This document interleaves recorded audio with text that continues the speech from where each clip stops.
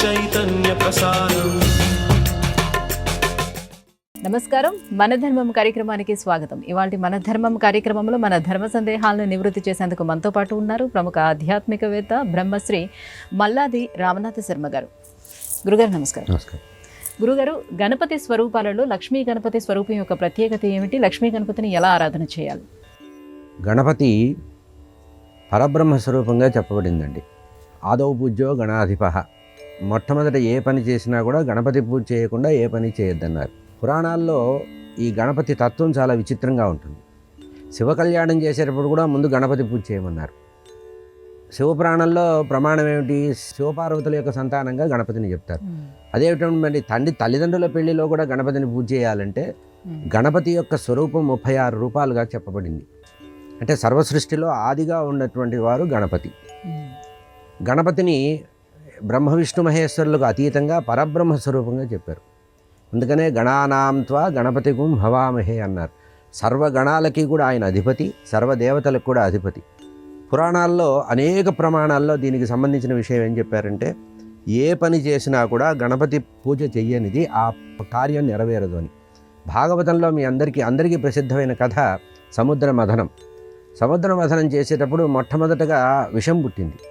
పెద్దగా హాలాహలం పుడితే దాన్ని తీసుకెళ్ళి శంకర్ల వారికి ఇచ్చారు. కథ చాలా అందరికీ లోకాలు ప్రసిద్ధమే. అయితే అప్పుడు శంకర్ల వారు ఏమన్నారంటే, మా అబ్బాయిని పూజ చేయకుండా మీరు సముద్ర మథనం ప్రారంభించారు కనుక మీకు ఈ విఘ్నం వచ్చింది. ముందు గణపతి పూజ చేసిన తర్వాత మీరు సముద్ర మథనాన్ని మళ్ళీ కొనసాగించండి. ఈ విషయం నాకే వదిలేయండి, కార్యాన్ని ముందుకు మీరు వెళ్ళండి అన్నారు. అటువంటి గణపతిని ఉపాసన చేసేటప్పుడు ఉపాసనా సిద్ధి కలగాలని చెప్పి ఎటువంటి ఇబ్బందులు లేకుండా భగవంతుడి యొక్క మనం చేసేటువంటి కార్యక్రమాలన్నీ కూడా నిర్విఘ్నంగా ముందుకు వెళ్ళాలని చెప్పి గణపతిని ఉపాసన చేసే సందర్భంలో మనకి సంహితా గ్రంథాలు ఉన్నాయి. ఆ సంహితా గ్రంథాల్లో ఏం చెప్పారంటే ఉపాసనా పద్ధతులు చెప్పారు. ఆ ఉపాసన చెప్పేటప్పుడు మాత్రమే గణపతిని లక్ష్మీ గణపతిగా చెప్పారు. అంటే లక్ష్మీ గణపతి అంటే లక్ష్మీదేవి ఒళ్ళో కూర్చుందని కానీ లక్ష్మీదేవి ఆయన భార్య అని కాదు. ఇక్కడ ఏంటంటే మామూలుగా మీరు లక్ష్మీదేవి స్తోత్రం చదివేటప్పుడు సిద్ధిబుద్ధి ప్రదేదేవి భుక్తిముక్తి ప్రదాయిని అన్నారు. అట్లా కార్యసిద్ధిని కలిగించే గణపతిని స్తోత్రం చేసేటప్పుడు సిద్ధిప్రదమైనటువంటి అంటే మనం ఏదైనా ఒక కార్యం చేసినప్పుడు కార్యానికి జయం వస్తుంది కదా, ఆ జయమే లక్ష్మీ స్వరూపంగా భావన చేశారు కనుక ఇక్కడ లక్ష్మీ గణపతి అంటే అర్థం ఏంటంటే కార్యసిద్ధి కలగడానికి గణపతిని ఉపాసించేటప్పుడు లక్ష్మీ సహితంగా అంటే కార్యజయానికి సంబంధించినటువంటి జయశ్రీ సంబంధమైనటువంటి గణపతిని ఉపాసించడమే తప్పించి లక్ష్మీదేవి భర్త గణపతి అని కాదు. కనుక ఇక్కడ కార్యసిద్ధి కోసమే సిద్ధిబుద్ధి ప్రదేదేవి భుక్తి ముక్తి ప్రదాయిని అని లక్ష్మీదేవిని ఆరాధించేటప్పుడు అనుకున్నట్లుగానే కార్యసిద్ధి కలిగే సందర్భంలో గణపతిని లక్ష్మీ సహితంగా శ్రీ సహితంగా ఉపాసించడం అనేది ఉపాసనా పద్ధతిగా చెప్పబడింది. మనకి ఇట్లా ఉపాసనా పద్ధతిగా అనేక దేవతలకి శక్తి స్వరూపాలు చెప్పారు. అంటే ఏదైనా ఒక ఉపాసన చేసేటప్పుడు శక్తి సహితంగా భగవంతుని ఆరాధన చేయమన్నారు. ఉదాహరణకి సుబ్రహ్మణ్య స్వామి బ్రహ్మచారి, కానీ ఆయనకి ఏం చెప్పారు? వల్లి దేవసేనా సమేత సుబ్రహ్మణ్య స్వామి అన్నారు. అట్లాగే ఆంజనేయ స్వామి బ్రహ్మచారి, అస్ఖలితమైన బ్రహ్మచారి. ఆంజనేయ స్వామి బ్రహ్మచారి అని రామాయణంలోనే చెప్పబడింది. అటువంటి బ్రహ్మచారిని కూడా ఉపాసనా పద్ధతిలో శక్తి సహితంగా చేయాలి కనుక సువర్చలా సహితంగా ఆంజనేయ స్వామిని చెప్పారు. కనుక ఇక్కడ లక్ష్మీ గణపతి అన్నప్పుడు ప్రధానంగా మనం గమనించవలసిందంటే లక్ష్మీదేవిని ఆయనకి భార్యగా చెప్పకుండా ఉపాసనా సందర్భంగా చెప్పేటప్పుడు శక్తి లేకుండా ఉపాసన చేయకూడదు. అంటే మూలమంత్రాలు లక్ష్మీ గణపతి మంత్రంతో భగవంతుని ఆరాధించాలన్నారు కనుక ఇక్కడ లక్ష్మీ గణపతి అంటే కార్యసిద్ధి కోసం నిర్విఘ్నంగా కార్యం జరగడానికి ఆ కార్యంలో సిద్ధి అంటే జయం కలగడానికి మాత్రమే ఆ లక్ష్మీ సహితంగా లక్ష్మీ గణపతి ఆరాధన చేసే పద్ధతి ఉంది.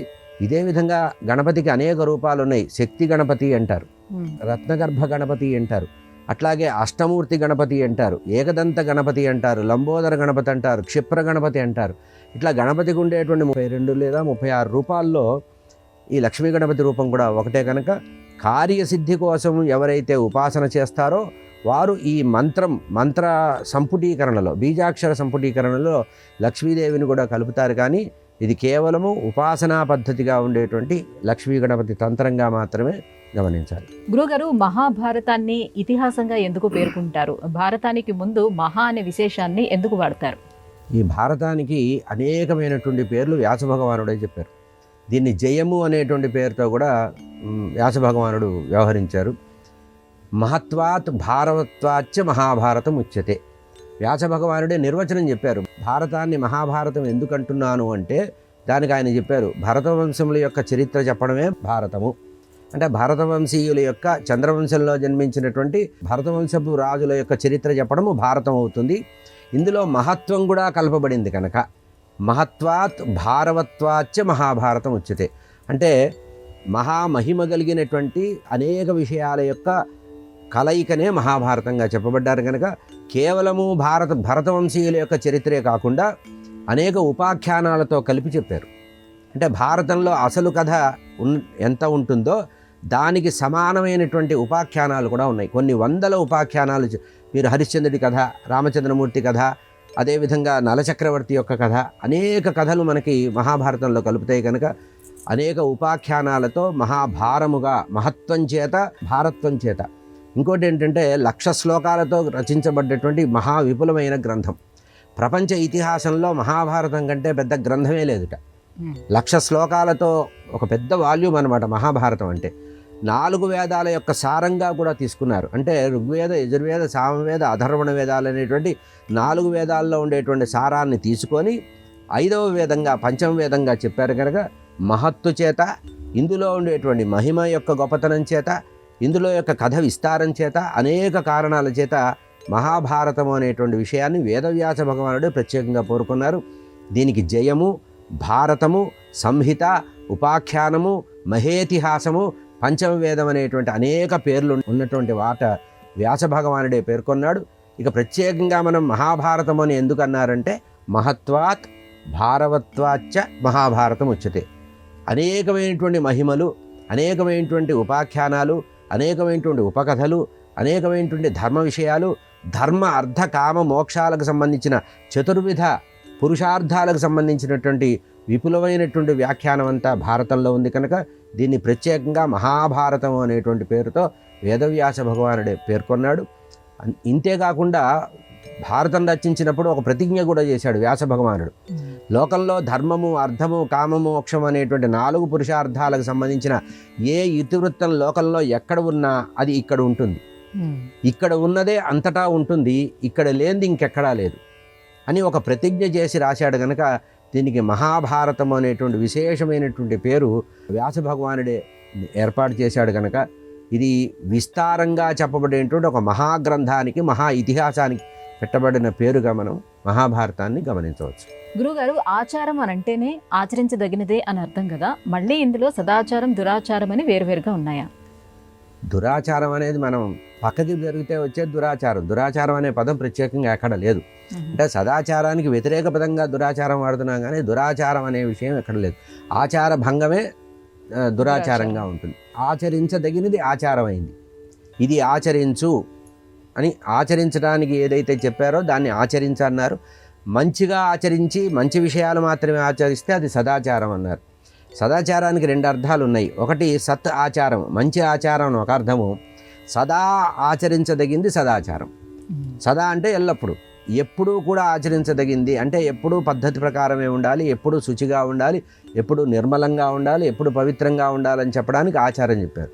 ఈ ఆచారానికి కూడా ఇంకొక మాట అన్నారు. భగవంతుడిని నువ్వు చేరాలంటే, భగవంతుడి యొక్క అనుగ్రహం పొందాలన్నా, భగవంతుడి యొక్క ఆరాధనలో అనుభూతి పొందాలన్నా, ఏదైనా ఒక ఫలితాన్ని సార్థకంగా పొందాలన్నా నువ్వు ఏం చేయాలంటే ఆచార ప్రభవో ధర్మ అన్నారు. ధర్మంతో కూడిన ఆచారాన్ని సదాచారం అంటారు.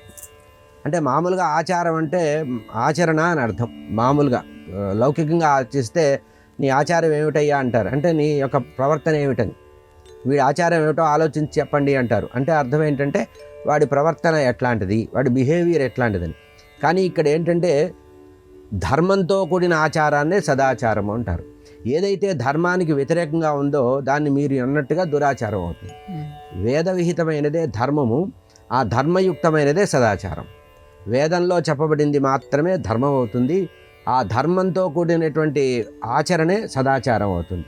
దీనికి భంగం లేకుండా ఉండడమే సదాచార నిర్వహణ అంటారు. అంటే మనం వేరే వేరే ఏ పనులు చేసినా చేయకపోయినా నిత్యము శుచిగా ఉండి నిత్యము మంచినే ఆలోచిస్తూ మంచినే కోరుకుంటూ మంచే రావాలి మంచే కావాలని కోరుకొని చేసేటువంటి పనులనే సదాచారము అనేటువంటి పేరుతో లోకంలో వ్యవహరిస్తారు. ఈ సదాచారం ద్వారానే భగవంతుడికి ప్రీతి కలుగుతుంది అన్నారు. ఇందాక చెప్పా కదా, ఆచార ప్రభవో ధర్మ, ధర్మస్య ప్రభురచ్యుత. అంటే నువ్వు చేసే ఆచారంలో ధర్మం ఉండాలి. ఆ ధర్మంతో కూడిన ఆచారం వల్లనే భగవంతుడి యొక్క అనుగ్రహం ఉంటుంది. ప్రభు అయినటువంటి అంటే పరబ్రహ్మ అయినటువంటి ఆ మహావిష్ణువుకి ఆనందం కలగాలంటే నువ్వు ధర్మయుక్తమైనటువంటి సదాచారం కలిగి ఉండాలి. ఆచారం లేనిది వ్యవహారం లేదు.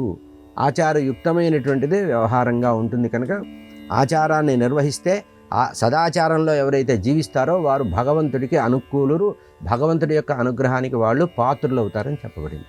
గురుగారు, కొంతమంది ప్రతిరోజు భోజనానికి ముందు భూతబలి అని ఇస్తూ ఉంటారు కదా, పర్వదినాలు శుభ కార్యక్రమాల సందర్భంలో కూడా ఇలా చేయొచ్చు అంటారా? భగవంతుడు మనకి ఆహారం అనేది అనుగ్రహించాడు. ఏదో పూర్వజన్మలో మనం ఏదో చేసినందువల్ల భగవంతుడు మనకి ఈ జన్మలో సకాలంకి ఇంత ఆహారం తీసుకొని ఆరోగ్యంగా ఉండేటువంటి అనుగ్రహం పరమాత్మ ఇచ్చాడు. ఈ పంచభూతాత్మకమైనటువంటి ఈ శరీరాన్ని పోషించుకోవడానికి మనం భగవంతుడు ఇచ్చినటువంటి ఆ ఆహార పదార్థం ఏదైతే ఉందో అది భూతబలికి సమర్పించి తాను తినాలి అన్నారు. యమధర్మరాజుకి, చిత్రగుప్తుడికి, ఆ తర్వాత పంచభూతాలకి మనకు విస్తర్లో వడ్డించినటువంటి పదార్థాన్ని కొంచెం కొంచెంగా ఆ యమధర్మరాజుని, చిత్రగుప్తుడిని, అంటే యమబాధలు లేకుండా నరక బాధలు లేకుండా ఉండడానికి యమధర్మరాజుని, చిత్రగుప్తుడిని తలుచుకొని ఆ తర్వాత పంచభూతాలని తృప్తిపరిచి సర్వభూతాలు తృప్తిపడిన తర్వాత నేను కూడా తృప్తి పడతాను అని చెప్పడానికి భూతబలి అనేటువంటి పద్ధతిని చెప్పబడింది. ఇది రెండు రకాలుగా ఉంది. భోజనం చేయడానికి ముందు కొంత ఆహారాన్ని తీసుకొని వెళ్ళి ఇంట్లో బయట గోడ మీదో తూరు మీదనో ఎక్కడో అటక మీదనో పెట్టి జీవరాశులు తినడానికి వదిలిపెట్టడం ఒక భూతబలి.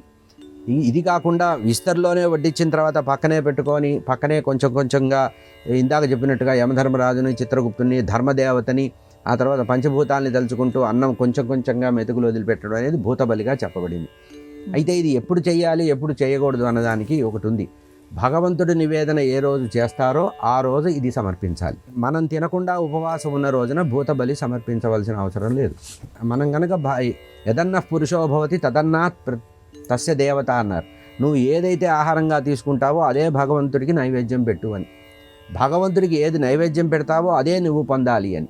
కనుక నువ్వు ఆ రోజు ఉపవాసం ఉంటే భూతబలి సమర్పించవలసిన అవసరం లేదు.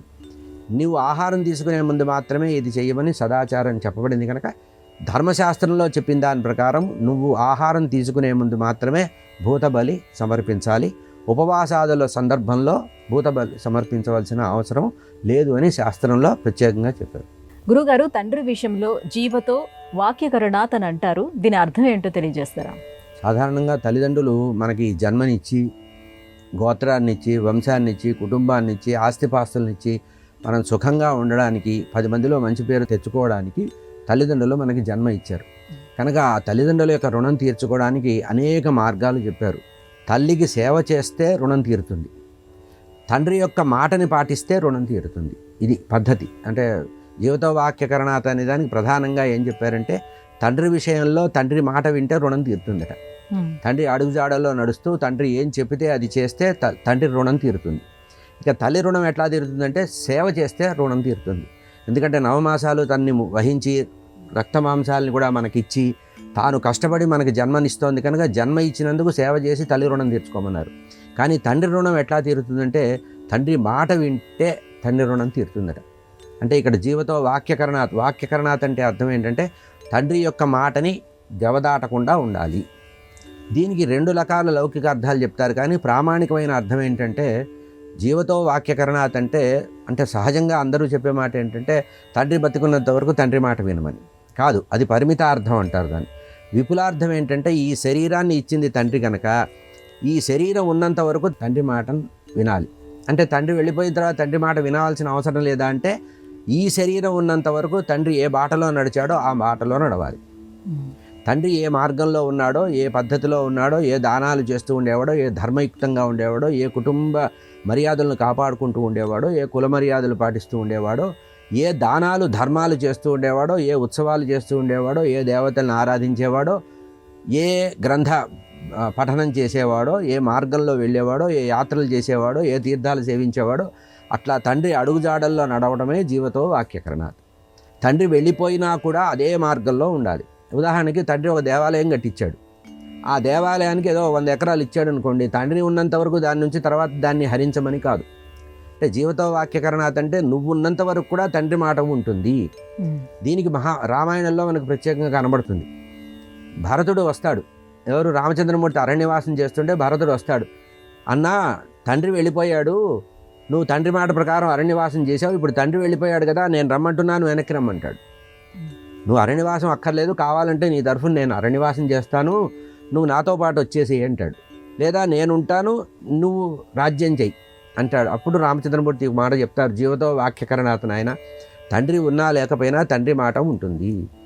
ఈ శరీరాన్ని ఇచ్చిన తండ్రి ఈ శరీరం ఉండే వరకు మన ధర్మంలో ఉంటాడు, మనం చేసే కర్మల్లో ఉంటాడు. కనుక ఒకవేళ ఈ శరీరం వదిలిపెట్టిన తర్వాత కొంతకాలం తర్వాత అయినా శరీరం వదిలిపెట్టాలి కదా, పైకి వెళితే తండ్రి అడుగుతాడు, ఏరా నా మాట ఏం చేశావని. దానికి నేను నిలబడాలి కదా, కనుక తండ్రి ఇచ్చిన మాట శాశ్వతంగా నిలబెట్టుకోవాలి అనే ఉద్దేశంతో ఒక మాట చెప్పారు. అసలు ఈ వాక్యం ఎక్కడ పుట్టిందంటే, జీవతో వాక్యకరణాత్ ప్రత్యబ్ధం భూరి భోజనాత్ గయాయాం పిండదానస్య. ప్రతివాడికి 3 రకాల రుణాలు ఉంటాయట. మానవుడికి 3 రకాల రుణాలు ఉంటాయి. ఉన్నప్పుడు తండ్రి మాట వినడం, లేదా జీవితాంతం తండ్రి మాట వినడం, తండ్రి వెళ్ళిపోయిన తర్వాత ప్రత్యబ్ధం ప్రతి సంవత్సరం కూడా అతనికి ఆబ్దికం పెట్టడం, తర్వాత తండ్రి వెళ్ళిపోయిన తర్వాత కొంతకాలానికి గయకు వెళ్ళి పిండ ప్రదానం చేయడం. ఈ 3 డ్యూటీలు అనేది చెప్పిన దాంట్లో ఈ మాట చెప్పారు. అందులో మొట్టమొదటి మాటే మనం ప్రత్యేకంగా ఆలోచించవలసిన విషయం ఏంటంటే, తండ్రికి తద్దినం ఎవరైనా పెడతారు, గయలో పిండ ప్రదానం కూడా చేస్తారు. మొట్టమొదటిదే ఎవరూ చెయ్యరు. అంటే తండ్రి మాట వినడం అనేదే చెయ్యరు. గుర్తుపెట్టుకోవాలి. కుటుంబాన్ని, వంశాన్ని, సమాజంలో ఉండేటువంటి పేరు ప్రఖ్యాతులు, ఆ కుటుంబానికి ఉండేటువంటి పేరు ప్రఖ్యాతులు నిలబెట్టడానికి జీవతో వాక్యకరణాత్. అంటే తండ్రి ఉన్నంత వరకు తండ్రి అడుగుజాడల్లో వింటూ తండ్రి మాటకు ఎదురు చెప్పకుండా తండ్రికి అనుకూలంగా ఉండడం, తండ్రి వెళ్ళిపోయిన తర్వాత కూడా తండ్రి యొక్క మార్గాన్ని వదిలిపెట్టకుండా ఉండడమే జీవతో వాక్యకరణాత్. గురుగారు, గోసేవ చేయటం వల్ల సకల అనారోగ్య సమస్యలు నివారింపబడతాయి అని అంటారు, అది ఎలా? పురాణ వాంగ్మయంలో వ్యాస భగవానుడు అనేక పర్యాయాలు చెప్పిన మాట గోసేవ. తల్లిని సేవించడం ఎంత విశేషమో గోసేవ చేయటం కూడా అటువంటిదే. అందుకనే మన వాళ్ళు సంప్రదాయంలో ఏం చెప్పారు, గోమాత అన్నారు. గోవుని జంతువుగా చెప్పలేదు ఎక్కడ, గోవుని మాతగా చెప్పారు. తల్లి స్థానం తర్వాత తల్లి స్థానం ఎవరిదంటే గోవుదే. కనుక గోవుని మాతగా పూజించడమే కాకుండా గోవుని దేవతగా పూజించడం అనే విషయం కూడా చెప్పారు. ఇక మహాభారతంలో దీనికి సంబంధించి ప్రత్యేకంగా మనకి శాంతి పర్వంలో ఎక్కువగా ఈ విషయం కనబడుతుంది. శాంతి అనుశాసనిక పర్వాల్లో గో మహిమ, గోదాన మహిమ, గో పోషణ, గో ఉత్పత్తి కూడా చెప్పారు. బ్రహ్మదేవుట మొట్టమొదట దేవతల్ని సృష్టించాట. దేవతల్ని సృష్టించిన తర్వాత దేవతలకు ఆహారం కావాలని గోవుని సృష్టించాట.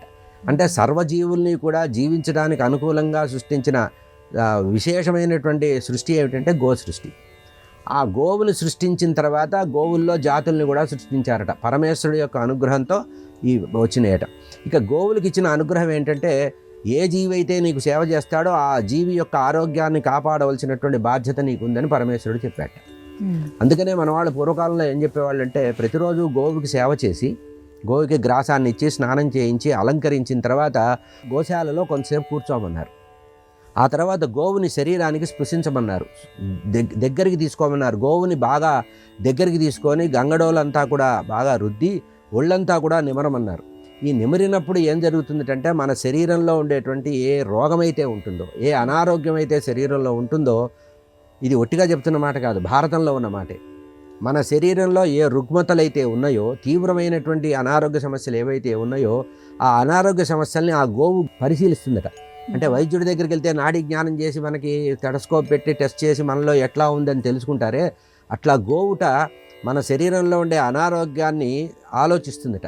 మనకు ఆరోగ్యం రావాలంటే ఏం చేస్తుందంటే, అడవికి వెళ్ళినప్పుడు, అంటే పూర్వకాలంలో అయితే గోవు మేతకు వెళ్ళేది కదా, ఆ వెళ్ళినప్పుడు అరణ్యంలో మన అనారోగ్యానికి సంబంధించినటువంటి నివారకమైనటువంటి ఔషధ గుణాలు ఉండేటువంటి గ్రాసాన్ని తింటుందట. అంటే అక్కడ వనమూలికలు, అటువంటి గడ్డి కానీ ఏదన్నా ఉంటే, కొత్త కొత్త ఔషధ మొక్కలు ఉంటాయి కదా, వాటిని ఆహారంగా తీసుకొని వాటిని పాల రూపంలోకి మార్చి మనకు ఔషధ రూపంలో గోవు క్షీరం ఇస్తుందట.